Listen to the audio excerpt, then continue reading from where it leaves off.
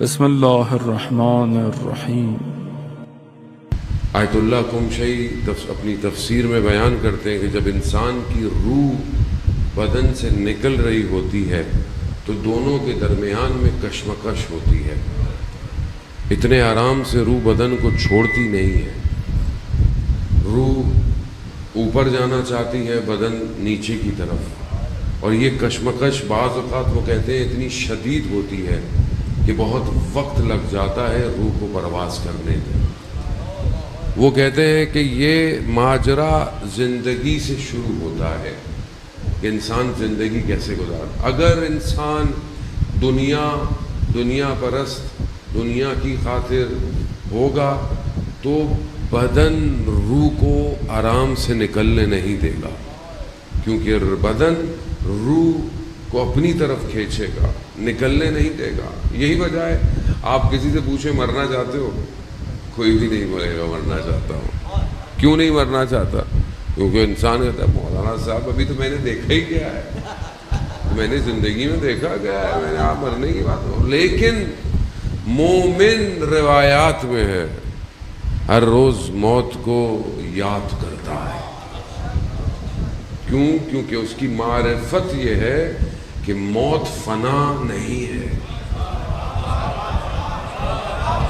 موت فنا، گھبراتا وہ ہے جس کے لیے موت فنا ہو۔ موت یعنی ختم ہو گیا، مولانا صاحب کیا ہوگا، گھر کا کیا ہوگا، گاڑی کا کیا ہوگا، فون کا کیا ہوگا۔ آج کل تو سب سے زیادہ انسان کو ٹینشن فون کی ہوتی ہے، فون کا کیا ہوگا۔ وہ انسان کیوں جڑا ہوا ہے، دل دیا ہوا ہے، دل اتنا اس دنیا میں دھس گیا ہے کہ نکلنے کا شوق بھی نہیں ہے، کوئی نہیں نکلنا چاہتا۔ ایسا نہیں ہے، دیکھیں انسان کی فطرت میں اللہ نے رکھا ہے زندہ رہنا، یہ فطرت میں ہے، اللہ نے رکھا ہے کہ انسان کی فطرت ہے کہ یہ زندہ رہے، یہ زندہ رہنا چاہتا ہے، لیکن اس کی یہ فطرت کی خواہش اس دنیا میں پوری نہیں ہوگی۔ اس دنیا میں زندہ رہنا ہے، رہو گے، لیکن کہاں؟ ہم فیہا خالدون، وہاں تم ہمیشہ رہو گے، یہاں نہیں رہنا، یہاں تھوڑی دیر کے لیے ہے۔ مگر کیا کرے، پرواز کرنا ہے، وہ نہیں پرواز ہوگی۔ روح اتنے آرام سے نہیں نکلتی، روح تھوڑی تکلیف دیتی ہے انسان کو، تھوڑی نہیں دیتی۔ بعض روایات کہتی ہیں کہ جب بدن سے نکلتی ہے جیسے 300 تلواروں کی نوکیں ہوں جو بدن پہ چپ رہی ہوں، آسان نہیں۔ اس کی روح آسان ہے کہ جس نے آخرت کا انتظام کیا ہو، آخرت کا انتظام کیا کیا ہو، وہ آخرت کی تیاری کی ہو۔ قرآن فرما رہا بسم اللہ بل تؤثرون الحیات الدنیا والآخرۃ خیر وابقیٰ، آخرت میں خیر ہے، آخرت باقی رہے گی، لیکن کیسے؟ اسی لیے پروردگار نے 1,24,000 بھیجے کہ انسان جو ہے وہ ان چیزوں کو سمجھ سکے کہ انسان کی روح اصل میں کمال پہ جائے گی، بدن نہیں جائے گا۔ روح کے لیے پروردگار نے اتنا انتظام کیا، 1,24,000 کو بھیجا، ہر دور میں آتے رہے، انسان کو سکھاتے رہے۔ مسئلہ صرف اس دنیا کا نہیں تھا، نہ ہی مسئلہ اس دنیا کا ہے۔ اللہ نے کیوں اپنے نمائندوں کو خود بھیجا؟ کیونکہ مسئلہ صرف یہاں کا نہیں ہے، آپ کی ظاہری زندگی کیسے ہو، آپ کا گھر کیسے چلے، یہ بھی امپورٹنٹ ہے۔ ساری تعلیمات اسلامی اسی کے اندر ہے، سب کچھ اسی کے اندر ہے، لیکن صرف یہاں کا مسئلہ نہیں تھا۔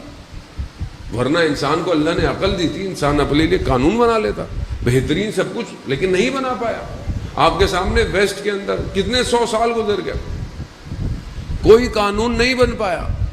کیسا قانون ہے؟ غربت ہر جگہ ہے، افلاس ہر جگہ ہے، ظلم ہر جگہ ہو رہا ہے، اور اس معاشرے میں تو کتے کی قیمت ہے، انسان کی قیمت نہیں ہے۔ تو انسان خود نہیں بنا سکتا، اللہ نے خود بھیجا۔ میں جس کو بھیجوں گا وہی نظام دے گا تمہیں۔ کیوں؟ کیونکہ وہ تمہارے سرشت سے واقف ہے، تمہاری خلقت سے واقف ہے، تمہاری خواہشات سے واقف ہے، تمہاری کمزوریوں کو جانتا ہے پروردگار کہ انسان کہاں بھیگ سکتا ہے۔ اسی لیے اس نے امتحان بھی کیا. لیکن کیسا پروردگار تو نے قانون تو بھیجا لیکن بہرحال اس میں سختیاں ہیں, اتنی آسانیاں نہیں ہیں. تیری بات پہ عمل کروں تو پتہ نہیں کیا کیا چھوڑنا پڑ جائے گا. وہ چھوڑنا پڑے گا. کیوں؟ کیونکہ میری طرف آنا قربانی مانگتا ہے. بغیر قربانی کے انسان اللہ کی طرف, اسی لیے اللہ نے اجر بھی تو رکھا ہے. خدا کہتا ہے ان اللہ مع الصابرین, میں صبر کرنے والے کے ساتھ ہوں. وہ پروردگار کس پہ صبر؟ 3 چیزوں پہ. مصیبت پہ صبر, انسان مصیبت پہ صبر کرے. عبادت کو ادا کرنے پہ صبر, یعنی صبح اٹھنا مشکل ہے, سردیوں میں اٹھنا اور مشکل ہے, گرمیوں کے روزے رکھنا مشکل ہے اور مشکل ہے. عبادت میں صبر کرو, عبادت کرو, صبر کرو. تیسرا, گناہ میں صبر کرو. گناہ مادہ ہے, سب کچھ ہے, دنیا کی لذتیں سامنے ہے. آج کل تو آپ کے ہاتھ میں موبائل ہے, کوئی کنٹرول نہیں ہے, کوئی کچھ بھی نہیں ہے, سب آزاد ہے. صبر کرو. ان اللہ مع الصابرین, جو صبر کرے گا میں اس کے ساتھ ہوں. تو آپ نہیں چاہتے خدا ہمارے ساتھ ہو؟ تم نہیں چاہتے, آپ کی مرضی ہے. آپ کسی اور کو ساتھ چاہتے ہیں, آپ کی مرضی ہے. اللہ اکبر. اور رسول اللہ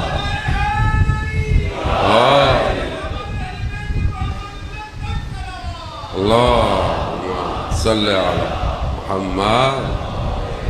تو جانے مطلب خدا نے بھیجا, اپنی طرف سے بھیجا. تم نہیں بنا سکتے, تمہارے ذہن میں اتنی وسعت نہیں ہے, تم نہیں جانتے کل کیا ہوگا, تمہیں نہیں پتا آگے کیا ہوگا, تمہیں حالات سے خبر نہیں ہے, تم قانون نہیں بنا سکتے. تمہارا قانون بس اتنا ہی ہے, بس ایک شہر کا قانون ایک شہر تک. وہ بھی انسان پورا نہیں کرتا. کون عمل کرتا؟ دنیا قانون پہ عمل ہی نہیں کرتا. ہر جگہ کہیں نہ کہیں لیفٹ رائٹ ہے, کرپشن بھی ہر جگہ ہے.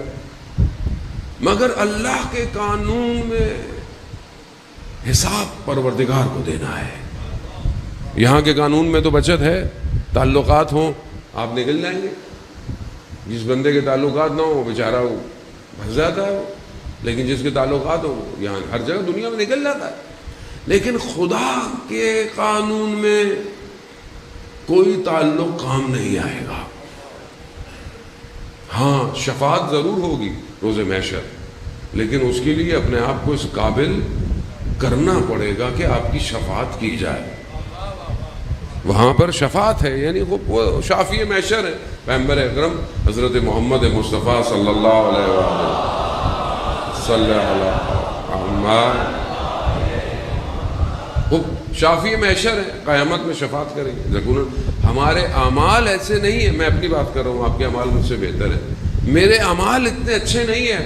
مجھے امید پروردگار سے ہے کہ وہ اپنا فضل و کرم کرے گا. لیکن عزیزان محترم, یہ دنیا بھی تو ایسی گزارنی ہے کہ روز محشر سرخرو کھڑا ہو. کیسے کھڑا ہوں گا؟ اس نظام کو ماننا پڑے گا جو اس کی طرف سے آیا ہے, اور وہ کوئی نہیں لا سکتا سوائے اس کے نمائندے کی. یہی مشکل ہے. آج 1400 سال ہو گئے مسلمانوں کو, یہی مشکل. آنے والا غیبت کے پردے میں انتظار کر رہا ہے. یہی مشکل ہے کہ دنیا سمجھ نہیں پا رہی. دنیا آج بھی غلطی کر رہی ہے. دشمن اپنی کیلکولیشن کر رہا ہے کہ میں آنے والے کو روک لوں گا. آنے والے کو, جیسے یزید نے 61 ہجری میں کربلا میں اپنی کیلکولیشن کی تھی کہ میں یہاں پر ان کو ختم کر دوں گا اور یہ سب یہیں ختم ہو جائے گا. یہاں لوگ مرتے نہیں ہیں, یہاں پر بدن کٹ جاتے ہیں, مگر انسان زندہ رہتا ہے. اور ایسا زندہ رہتا ہے کہ قیامت تک کے لوگوں کو راستہ دکھاتا رہتا ہے.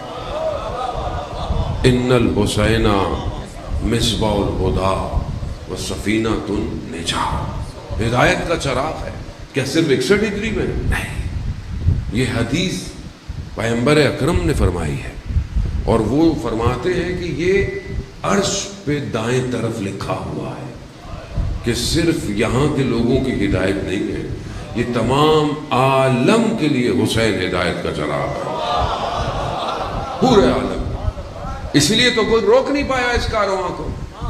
کائنات کے باطن میں امام حسین کی کشتی چل رہی ہے، چل رہی ہے۔ یہ سب یہ جو آپ بیٹھے ہیں، ہمارا کوئی کمال نہیں ہے، یہ اس کشتی کا کمال ہے جو چل رہی ہے، اور وہ ہر جگہ رک کر سوار کر رہی ہے۔ لوگ سوار ہو رہے ہیں، ظہور پر اس کشتی میں رکنا ہے۔